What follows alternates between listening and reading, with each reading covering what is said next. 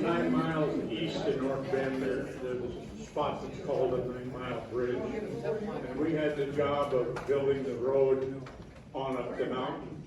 He was running TD 21, and I was running one of those little Cobra rock pusher things. We were way up on top, you look right down and see I-90. And the cat started missing a little bit. So we pulled it off to the side, 4 bolts holding the hood on, and he puts it up on the canopy. And I didn't know what he was doing, but he starts taking the valve cover off, out of time or something like that. So he raises up and he hits his head on top of the hood. He gives it a big shove to get it out of the way, and you know what happened next. Out over I-90. It would go just like that. So it finally landed down in the bush, probably 500-600 feet down there. And he says, well, I guess we better go get the hood. What do you mean we? So there was somebody else that was logging up above us. So we stopped the logging truck as he came back by and put 2 rolls of hay wire on his reach, and down the bushes I went, got it wrapped up and said, okay, go ahead. When it hangs up, stop. We got it on, got the hood on, got the motor running, and we made it to the top of the mountain. So who else has a good story? No, not that off-color one you're thinking of. So there was somebody had one. Where'd he go? Here's one. I've been learning for quite a few years, but my most memorable story of Ernie was when we were doing the log show back in the 70s, I think it was. And it just rained cats and dogs during the log show. And everybody left. Stand cleared out. I looked up there and there was Ernie sitting there in half ready. He stayed there and watched the whole show. Thank you. Come on up and get in line here. I know there's more out there. You told me you had a story. Yes, I know he had one. Come on up. Hello, man.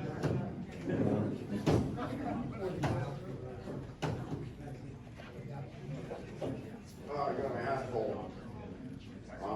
I worked for Ernie up on Hunger Mountain on a big machine. Took us all day to string haywire to make a road change.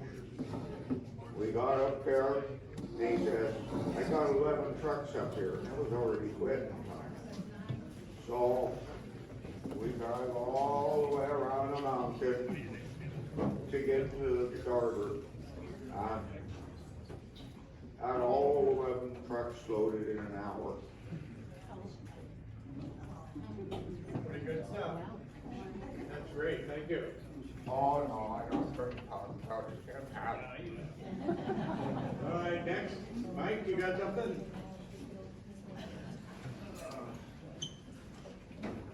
Talk about Ernie and sports. We were over in Marble Mount. We had to move the yard. What day did we move the yard? Super Bowl Sunday. And that was the only Super Bowl that the Denver Broncos ever won, and I didn't even get to watch it. Thanks, Mike. Who's next? So I just pick them up myself? Have you got one? Yep. Go ahead. So, Fred Cap always spotted things all the time. Spots things all the time. And Ernie and my old man and I were coming home from Aberdeen. And he's telling me, Ernie and my dad are telling me a story. They were driving down the road, he goes, so you see the man, and he shoved it in reverse and back and reverse fast. He couldn't stop and stopped right behind him. So see that leak on that trigger? Nobody could even see the leak.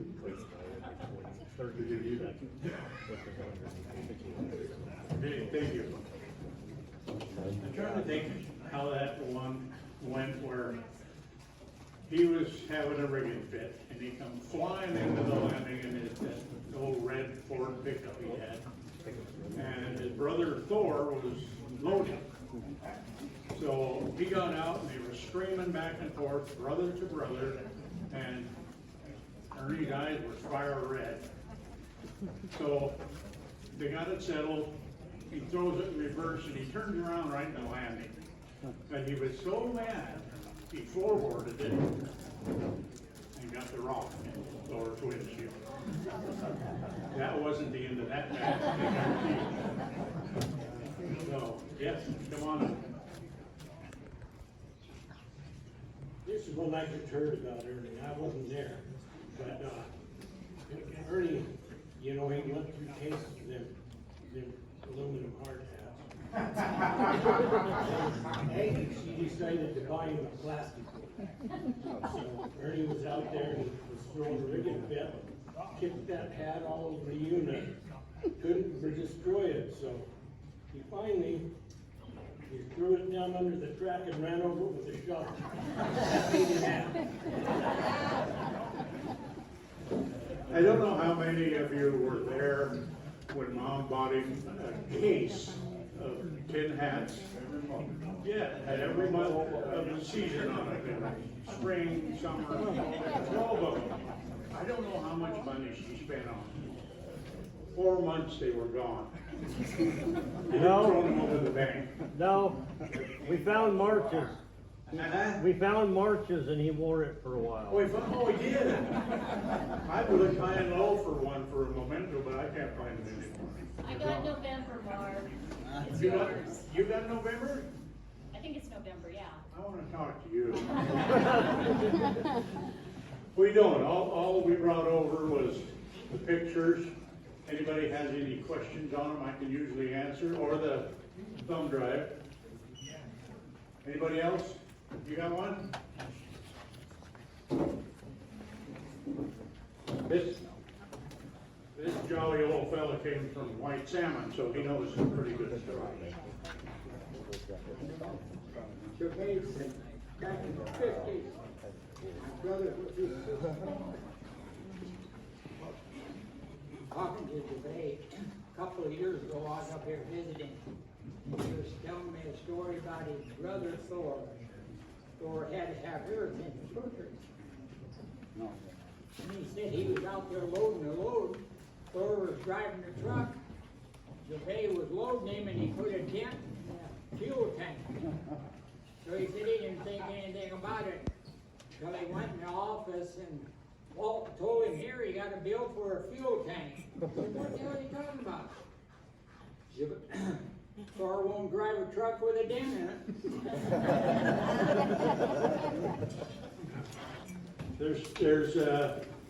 There's a few of the old choker dogs still in the room here today. And one of my mother's favorites is the tallest guy in the room. She got 2 tall Jones, but she's the coolest guy around. There's a picture of a bunch of them on the boards over here, and he's still as tall as he was. Come on, somebody else. Here we go. Oh, an old shovel floater. I don't recognize most of you guys around here. You probably don't recognize me. I'm Russ Spalding. I worked with Ernie for about 18 years, so we had a long relationship and quite a few disagreements. I started setting chokers for him. I went to Chasa and worked with Killer, and Killer broke me into running loader, and so anyway, and then I ended up loading logs and shovel logging for Ernie for I don't know, for another 15 years or so. But I was trying to think of some of the funny stories. One is not Ernie, it's his brother. His brother, whenever he came to the landing, Thor, when we were hauling off highway, which was down on Octopus or someplace, and was hauling down to Allen's. Well, Thor, every time he come back, I mean, I could have it sort of stacked up there 16 feet high, and he'd want one more, you know, get paid for the weight, you know. So one more, so he'd throw one on there. And so one day, we had some lead-butted stuff coming down off the mountain, and so I saved the load for him. And he got back, and he was gonna come back to strip to Port Angeles, and he had time to run one to Allen, so he gets his trailer hooked up, and I started loading. I got him up because I had about this much steak left, and I had two great, big, huge 40-footers that were just like lead. Threw them out there, so they were hanging out there about a foot on each side, you know, and then leveled them off, and I have room for a whole load of logs beyond that. So I'm stacking the logs on there. Pretty soon Thor glances at his scales. He comes bailing out of the cab and waving his arms like this. I said, one more. He had like 110 or 15,000 pounds on highway.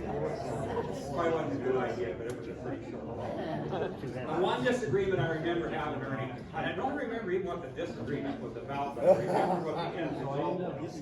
We were loading logs for repro, and we're stacking logs or sorting the logs. And Ernie came up from landing, and he wanted to know why I was doing it the way I was doing it. I don't remember, he wanted the sort done different. Why are you doing it this way? Well, because it's the way to do it. Anyway, we were having a screaming match while I'm loading logs, he's on the running board, he's talking to me, you know, and the rigging crew can hear him out there in the distance, you know. And finally, you know, when a push came to shove, he said, well, I'm the guy that writes their checks out every week, and so this is the way I want it done. And I remember saying, yes, sir, that's just fine. We'll do it your way. Right there. Ernie was a great guy to work with. I mean, he was, as Mark said, he worked hard all the time, you know, and ended up contracting for him in the last 3 years or so that I logged until got to where he couldn't make any money out of it anymore and decided to go into something else. But yeah, he was a great guy to work for. Never had a better boss in my life. For, you know, he was great. So anyway, that was my experience.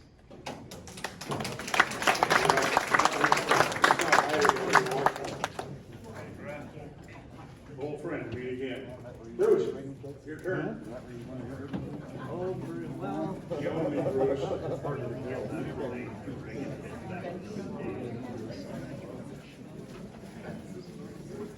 Tell by how many dents we have.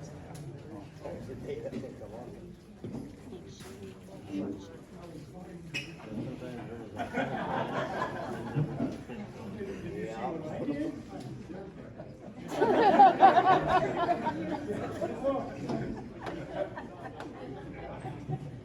I've got a number of stories about Ernie, but one that I've repeated enough times that I can probably get through it is that old Shell station.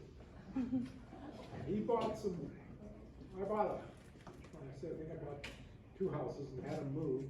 And he thought that was a good idea. Russ Thomas was selling that block off because he was going to put a paint station. He says, well, we can move that Shell station. And I'm looking at him, I'm going, there's no structures there. There's tin and glass.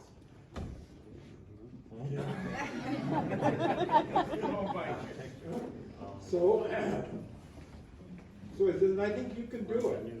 Well, I was home for summer from college, and what do you say? We had a boss like this for a couple of years, and just go, yeah, we can do it, and I'll give you this, and I'll give you that, and it turned out that the resources I had were less than what was promised, because as soon as they needed the welding truck, they just, Dimmel or whoever it was would come down, say, I need that truck, and I climb down off whatever I'm doing, trying to weld up structure and stuff inside the, you know what a Shell station's like. It had an office, 2 bathrooms, a little battery room, and it's just sheet metal the whole way around. Well, except for the roll-up doors, which are all glass, and the one side panel over there, which is all glass. So tell me how you lift that up. And I'm talking to Ron James, and I'm talking to anybody that will listen to me, and come up with a plan. And long story short, because I ended up cutting I told him I needed the Michigan, and well, you can have it tonight. So I'm downtown on Saturday night working as usual till dark 30 in the summer, and trying to load that wall of glass and lay it down in the field where the other houses used to be. So I got that done, cracked one window, I think. And, anyway, we got to move day, and I'd had somebody come in and lay a slab where it's just gonna be real easy. We'd just pull that thing in, run across the slab, come back and drop it on there, and all the bolt holes would be in the right places for all the fastening that goes down to the concrete and all that kind of stuff. And Ernie's the one that reminded me of that the last time I talked to him. He says, I just love that. He said, we actually did that. I'm gonna rat out Labonte first. Had a fifth wheel in the middle of it, Gerlinger, another forklift, and we're moving this whole thing down the road, all the way to the backyard of Ernie's there, and Labonte, great machine operator, but never been on this particular one. He was saying, well, which way? Well, just tilt it back, and we just went and broke a whole big pane of glass out of it. He taped it up, of course, and ran off with it anyway. But Ernie reminded me, he says, you just brought that in, took it down one way, and came back and dropped it down. He was so proud that we had done all that. So, anyway, I would have never done it for anybody else.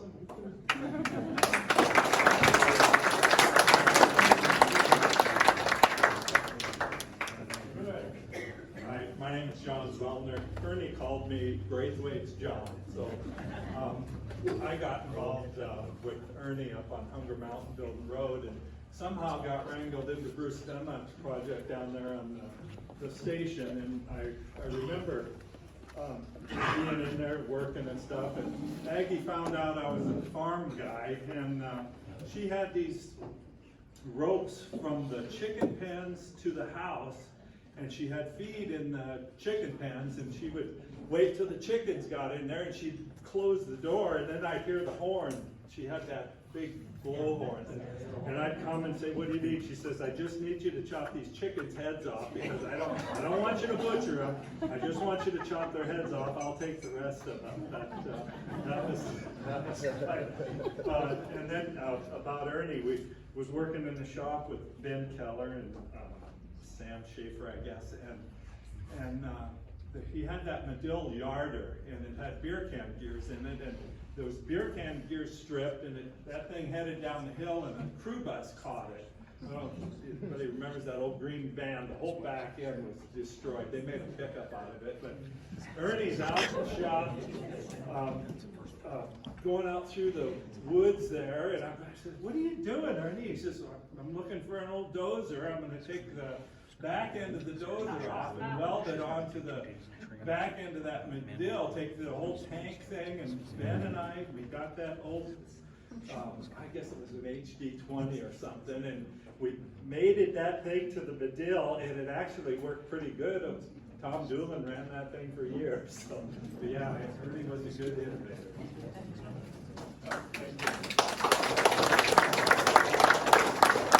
This is all such good stuff, you guys.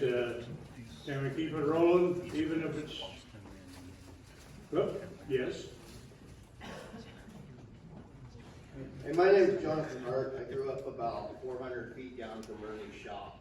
And growing up as a little kid, you know, you go and explore. And that big 2-inch burger he had happened to be a Ford of ours growing up. We had little boards over it and act like we were driving it and stuff. But Dad caught us out there one day, and he says, well, you need to wait for Ernie and ask for permission to go onto his property. So I think I was about 8, maybe 9 years old, and I heard that old Kenworth come pulling into the shop, and it was my first time meeting him. So I went over there and introduced myself. Said, my dad worked for you back in the early 80s. Oh, okay. So the next day he was spooling up guy line extensions, and I happened to come over there, and he had this neat line horse where the drum would collapse, and you could roll the spool off the side of it. And I was spent the day helping him spool up line and roll mollies on there, and he's kind of thinking, how's this little kid know how to roll a molly right? No, from then on, every time I heard that Kenworth pull into the shop, I'd go over there and visit with him. And then as I got my teenage years, went over there and decided, I should probably ask this guy about some logging advice, and he told me don't. Of course, I didn't listen, and then, you know, as the years passed, it just kinda go over there, make sure he's doing okay, and drop off an apple crisp or two, and, you know, he was a wonderful man, and, you know, as you all know, you know, we're all gonna miss him, but I just, that, seeing that sky car he built, I think he invented that. I know Bowman, Danico did a little bit better refining, but I think Ernie came up with that idea. You know, I just think the world of him, so, thank you. He was an innovator, he really was. He's trying to think always of how to improve this, how to improve that. So, did you see the picture of the old International pickup by itself, sitting there? That must have been about a 41 or 42. Well, my wife, sitting over there in a red shirt, had come over to visit, and at the time she had a 1965 high-performance Plymouth. So he goes over, on his way home, he's down by the old shake mill, and he goes over to the neighbor, gets on the telephone, and he calls me up. He says, "Marv, have you got a rig you can come get me?" I said, "Well, sure." So I jumped in her car, and down the road I went. Well, I didn't even know where he was. There was no lights, no headlights, no tail lights. The only light on the entire pickup was the little heater knob under the dash, and he's sound asleep. Not drinking, just, well, I'll take a break. So we hooked him up to that high-performance Plymouth, and I guarantee you, that's the fastest that International pickup ever went. His eyes were big around his dinner plate by the time we got home. Let's have a couple more. All right, come on, somebody. I'll come and get you. This is my brother-in-law, Lord Dingwall. As he said, I wasn't born in this family, married it, but while we were dating, they lived up the road from me. And I come home from college, and my dad is complaining about them damn loggers driving down the road at 60 miles an hour. And it's a 25, 30 mile an hour road. And didn't think too much of it. And then pretty soon, here I'm down at that damn logger's house all the time with his daughter. But the one thing I remember over the years, if you call him, he'd get up from dinner and start talking. It didn't matter who or when or what you're talking about. But phone rings, he gets from daughter or from the dinner plate and starts talking. I can remember clearing the table, putting this stuff away, and he's still on the phone yakking. This went on except for one period. In the 60s, there was a show called Untouchables. And that man was addicted. You know, it came on at 8 o'clock. He was in the house at 7:45. Everybody had to sit down and be quiet. I mean, literally, all of us. And he's like that, and goes over, okay. And then he'd go up. But several times the phone rang during that period, he just flat ignored it. And that was not a Neilson. Other than that, I was a part-time logger for him once in a while. I enjoyed my time with him, and I guess I was his favorite son-in-law, so. One daughter.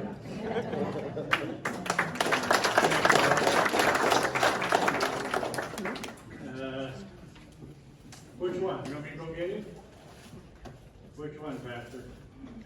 Go get Halverson. Halverson up here has some good stories, up in the front. Here we go. Let's keep this going. It does my heart good to hear these stories, and I was the only one you picked on. In the mid-60s, like 1966, got married, and we wanted to buy a house, and so I worked any place I could. Weekends for running the burger or whatever, and cook tender was, I think his name was Dan Connell. Oh, yeah. All right, Dan Connell. But Dan Connell needed a shower. And he tells Ernie, I need a shower, so Ernie's in his school bus, his rigging school bus. trying to find a shackle, and you see glass, I was in the yard and I see glass flying out, and then he'd pick up something, he'd just throw it through the window, you know? And then he gets brave enough, he goes down, he goes in the crew bus, and you can hear him yelling at Ernie, I got a good idea. He says, what's that, Connell? He says, why don't you get in the pickup, go to town, get us a shackle, I'll stay here and knock the windows out of the school bus. So Ernie gets in his pickup and he drives up and he goes past the school bus there, just in time for a shackle come flying out the window. He got out of that pickup and he was laughing so hard. And then one more story, we were working up in the Kronze mainline. Ernie, I was working for Doll Rooms and he was logging up there too. And Ernie we're just about to the 7,000 line there or something. And I pull up behind Ernie, he's doing about 10, 15 miles an hour and he's kind of hunkered down in his door there. And so I go swooshing past and I got laying that horn. And I look in the mirror, there's his pickup just about going in the ditches and like that. And I stop and he pulls up behind me and he says, squad link, he says, I was just trying to take a nap.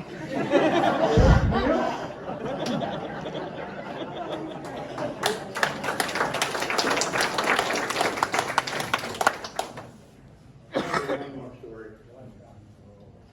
Bruce finally remembered the one he'd come up to talk about. One real quick one, then a little bit long, but the real quick one, E.G. and I had to go out down towards Bogashio, and I'd ridden with him a few times. My sister rode with him once, and she says, Disneyland's got nothing on Ernie.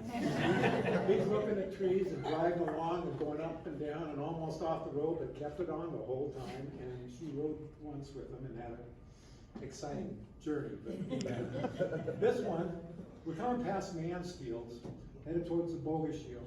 And we're doing, 60, 70, whatever he's doing. And a guy goes by the other way. Bless my heart, if this is absolutely the way I remember it, I know it was true because I was there, my hands glued to the dasher. He goes, that's somebody, I don't know who it was, and just hit the skids, and my forehead practically touched the windshield. And he started backing up on the highway and caught that guy to the point where the guy goes, I don't know what he said, but he slowed down and stopped, and Ernie got out and talked to him, and I want to get out and I'll run home from here. I've never driven any place that fast backwards. The other thing is also the station one. This was Myron Page. I don't know how many of you remember Myron. Yeah. So, Powder Monkey and fairly short guy and quiet talker and worked along pretty steady and, cat, operating equipment, etc. There was a couple hoists inside the service station. Well, they're cemented in. And I go to Ernie and I go, what do you want me to do? Do you want me to drill these out or try to break them up and all that kind of stuff? Well, we dug it all out. And he says, get Myron, he'll know what to do. Did he blow out the windows? He did know what he was doing. This wasn't blowing a stump or doing it, or building road or any of that stuff. He told me where to drill. I got a rock drill down there and asphyxiated myself half the time to drilling it out because we're like 4 or 5 feet down in the hole there. Got it all drilled out to what he wanted. And he came in with his powder and fuses. And Ernie, I don't know where he was, but he had me down there and I'm stuffing some 80% and some a couple hundreds. And anyway, there was probably about 8 or 10 sticks and half sticks and different stuff on each hoist. And he wired it all up. And he says, you go outside, so I go out and stand by the gas pumps, you know, this is a service station, right? He said, we better roll these doors up, and I said, well, it's gonna blow up, you know, isn't it?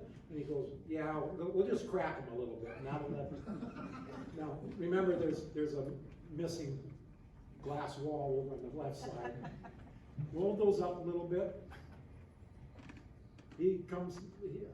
Ernie comes up, I'm standing out there by the pumps myself. Ernie drives up in his pickup, gets out and goes, well, how's it going? You know how Ernie's pretty nonchalant about stuff. And, well, it's going really pretty good. I think we're about ready to go. And he says, oh, good. Got Myron in there? And I said, yeah, he's gonna light the fuse and get it going here pretty soon. And he goes, oh, so what did he use? And I said, well, 80%, and I think a couple half hundreds or something. And he goes, looked at me and says, you use stumping powder, right? Stumping powder is like 50%. And I said, I don't think we used any stumping powder. And his face just went, I couldn't explain the expression. Later he told me, he said, I didn't know what to do. I wanted to get back in the pickup and drive out of the county. but what he did is he goes, I'm going in there. Took 3 or 4 strides towards the door as Myron's coming out. Myron moves a little slowly. Ernie comes right, Myron, what have you done?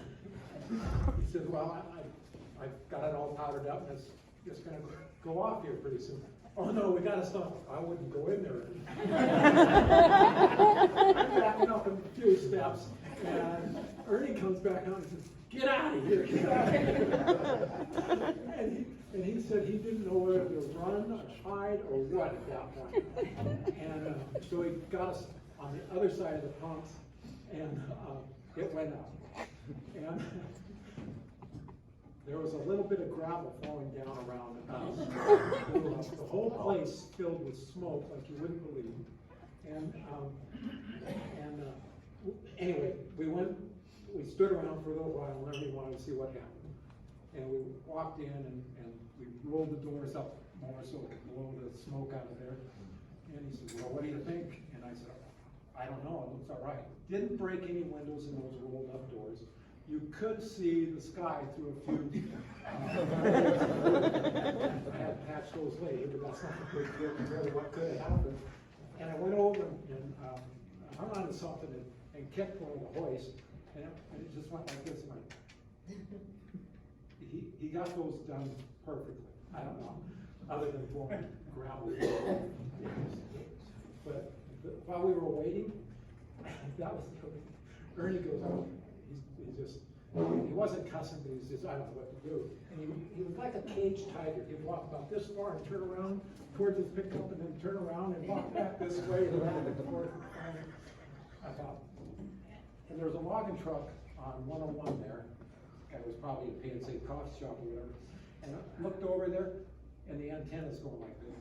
And people are pouring out of the coffee shop because it was a big boom.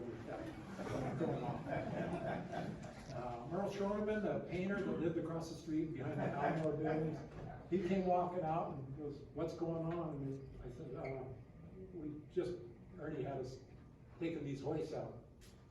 Well, Neilson will liven up any Friday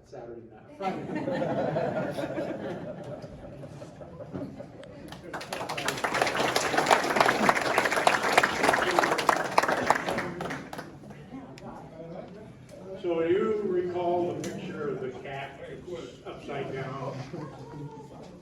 You want to hear the story on that? Have you ever seen that picture, Mary? Well, it was time to put new tracks on the cat. And he didn't know it, but his big boss, Vince Kretz from Timber Traders, was going to visit the site that particular day. And he rounded the corner, and here's this cat on its canopy. So they'd already knocked the master pin out, and EG was backing up to it, and they threw a chain around the track. He jumped in his pickup and forward. There went the track. He said, that's the way to do it. And that's how they put the new one back on. I got one little quick one. We were moving the Mark IV. We were on just on the other side of CQ. And the road came out, And then the road past CQ, and then we were gonna go to the next road. So the guys from Aberdeen come up with the low boy and said, well, let's just take the whole thing, tube and all. So I marched it up on there, and you know that road is kind of like this. Well, all of the rails on the low boy were smoking. And about that time, here comes the sheriff. What are you guys doing? Well, we're only going down there. Oh my God. You all are gonna go to jail. You know that? All of you. Okay, what am I gonna do? And he's walking up and down, he gets out a book and he's looking at it. All of you, all of you. About 20 minutes he says, I'll tell you what I'm gonna do. I'm gonna turn around and look out there at that big ship on Puget Sound for 10 minutes flat. If you're still here when I turn back around, you are going to jail. Away we went. Good stuff. Come on, we got one more. Somebody?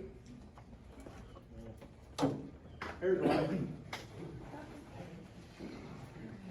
Are you a tax getter or Before y'all head out, I want to remind you that there are some mugs out there that we had made up special for Dad. And all the fortune cookies, they all have some of his favorite sayings. And we got 500, so please take some fortune cookies with you, okay? Help yourself to the mugs out at the front door and take some fortune cookies.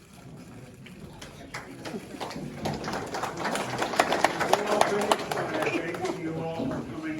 It's been enlightening to me to hear some of these cool stories. And I hope you enjoyed some that I had. So, tick, tick, tick. 5, 4, 3, 2, 1. Nobody else? Yes, good. We like this stuff.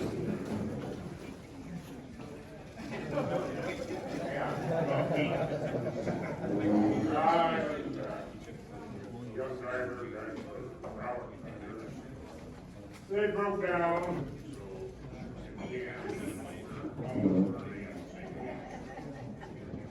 So they told me to go up there and get a load. I go up there. I passed this one cell phone. Different stick, had my age. I guess Big Al taking the water pump on it, which I guess is normal. But I didn't think that thing would blow below. So I went by it, got up there to the main tower. I never met Ernie before. When he wanted to know what the hell I was doing. MC Anderson, Dick Anderson, told me to come up there and get a load. Yeah, we need trucks. If I need you down there, we got other shovel it. The only one I seen, I said, it must be getting parted out. Well, bigger as I turned around, Big Al was just finishing. Didn't have a house on there or nothing. He had his rain like hell. He had the rain gear and hard hat on. We got a load.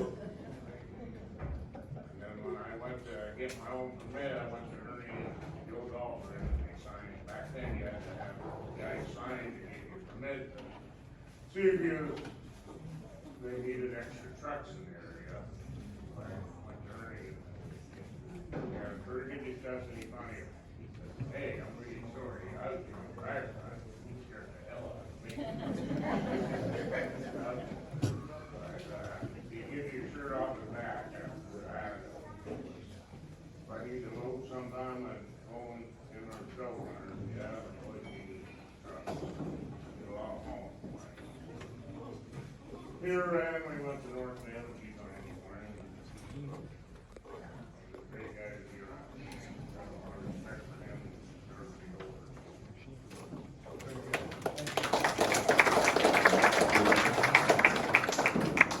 Okay, one more. That's great.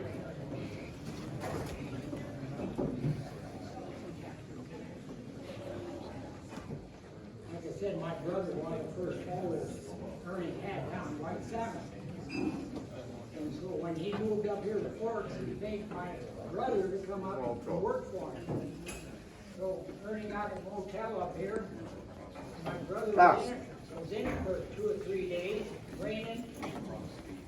And Ernie come down and asked him, he said, "I thought you were coming up here to work." Fritz said, "Well, look how it's raining out there, it's cats and dogs." Ernie said, "Well, that's just normal." My brother left for white salmon. I mean,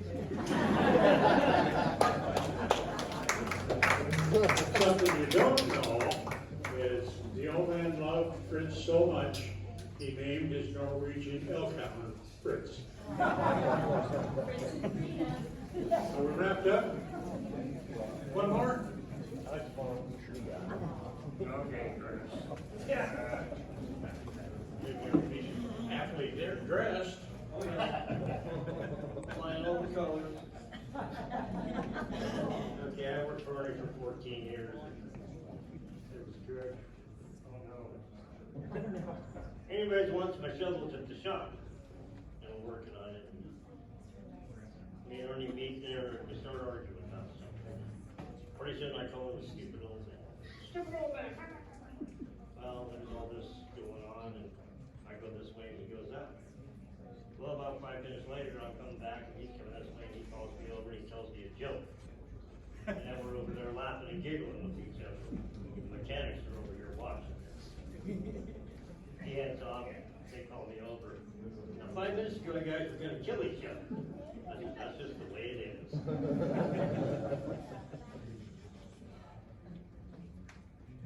Anyways, I better stop talking. He was great.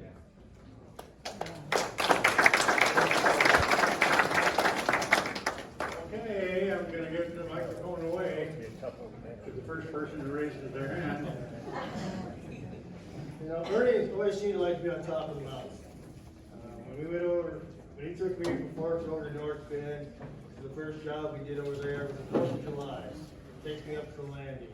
There's still snow on the landing. I look out across the canyon. I see a couple little white specks moving below us.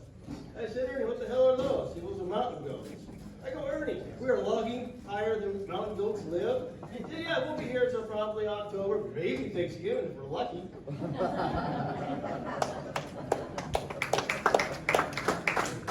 So in the old days in White Salmon, the old man used to hang out with a guy by the name of Pete Graves, who had a #1 seller in the country western. That's him standing alongside that green and yellow off-highway road, log loader that I loaded. He worked, and that's Blake Henderson. I loaded that one. There's the upside down cat. He says, "I never seen it done like that." I don't think anybody ever had it after that. Okay. what was the deal with it upside down? Well, you didn't have to have it straight up, work with knocking the pin out, walking it ahead, putting the track underneath. He just tied it to the pickup and took off down the road. So again, thank you guys for coming. It's wonderful, some of the stories you had. I know you're gonna get home and say, "Oh, gee, I wish I could told him about that." But we all know he was a great man and he will be missed. So, thanks all for coming.